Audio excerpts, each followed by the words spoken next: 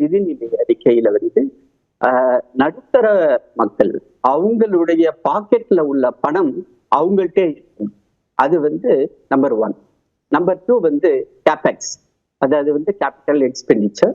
அந்த கேபிட்டல் எக்ஸ்பெண்டிச்சர்ல அந்த மூலதனத்தை, அந்த அசெட் கிரியேஷனுக்குரிய அந்த ஒதுக்கீடு அண்ணன் வந்து எந்த டேட்டா வந்து எடுத்து படிச்சாரு அப்படின்னு தெரியல எனக்கு.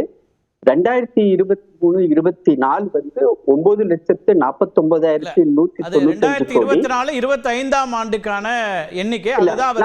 நான் அதை சரி பண்ணி உங்களுக்கு சொன்னேன். இல்ல, அது திரு ப. சிதம்பரம் சொன்ன அந்த ஒரு லிஸ்ட் 2024-25க்கு சொல்றாங்க. ஒரு நிமிஷம் நான் சொல்றேன். 2024-25 உடைய ரிவைஸ்ட் எஸ்டிமேட் வந்து 10,18,429 கோடி. அது வந்து இப்ப 15,48,282. நம்ம வந்து பட்ஜெட் எஸ்டிமேட்டை வந்து வச்சு பேசக்கூடாது, ரிவைஸ்ட் எஸ்டிமேட். ஏன்னா வந்து இந்த பட்ஜெட் பீரியட் ரெவென்யூ ரிசிப்ட் பத்தி தான் சொல்றாரு. 41,240 கோடி குறைவுங்கற நான் அந்த டேட்டா தான் நான் சொல்றேன். It has been reflected also.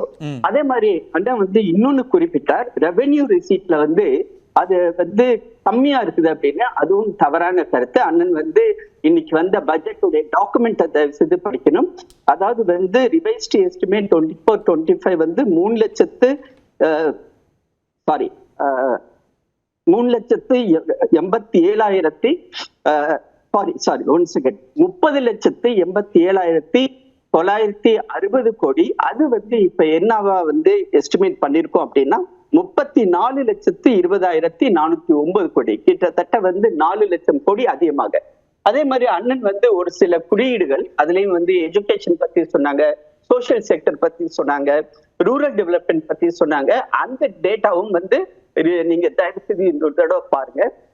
Rural டெவலப்மெண்ட்டை பொறுத்தவரை வந்து 2,66,817 கோடி பழசு. அதாவது வந்து ரிவைஸ்ட் எஸ்டிமேட் 24-25 வந்து 1,90,675 கோடி மட்டுமே. அதே மாதிரி வந்து அக்ரிகல்ச்சர், விவசாயத்துக்கு வந்து 1,71,437. கம்பேரிங் தட் பழசு வந்து 1,40,859. கல்வி மிக முக்கியமான ஒரு அம்சம், இளைஞர்கள் நலனுக்காக உள்ள ஒரு அம்சம். கல்விக்கு வந்து போன தடவை 1,14,054 கோடி. அது வந்து இப்ப 1,28,650. இதுல மிக முக்கியமான ஒரு மேக்சிமம் ஜம்ப் வந்து எங்கிருந்து வந்திருக்குது அப்படின்னா சோசியல் வெல்ஃபேர் ஸ்கீம். அதுல வந்து போன தடவை கொடுத்தது 46,482. இப்ப வந்து 60,052 கோடி. மேக்சிவ் ஜம்ப் வந்து இந்த தடவை சோசியல் செக்டர்ல இருக்குது.